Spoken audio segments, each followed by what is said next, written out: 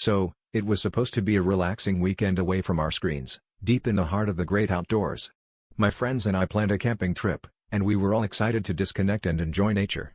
We packed the essentials, a cooler full of snacks, a first aid kit for those inevitable oops moments, and, of course, a brand new, state-of-the-art tent that my friend Dave had insisted on bringing.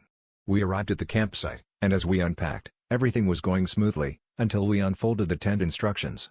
To our surprise, they were in what appeared to be a mix of Swedish, hieroglyphics, and, quite possibly, a recipe for disaster. Undeterred, we decided to put our heads together and tackle this tent puzzle. After all, how hard could it be, right? We were 4 college graduates, each with a degree in something or other, surely capable of assembling a simple shelter.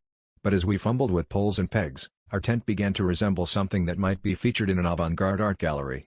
At one point, Dave was convinced we were on the right track when he proudly declared, "Look.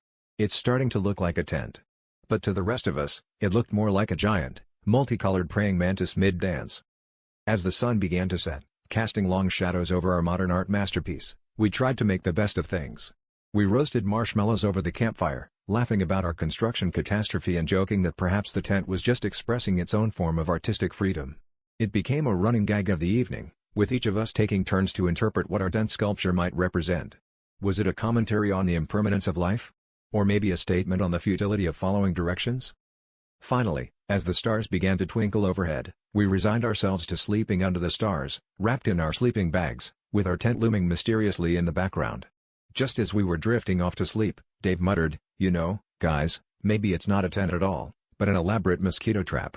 We all groaned and laughed, realizing that between the mosquitoes and the cold, our tent had managed to teach us an important lesson: sometimes, the journey is the destination, and sometimes, the tent is the punchline.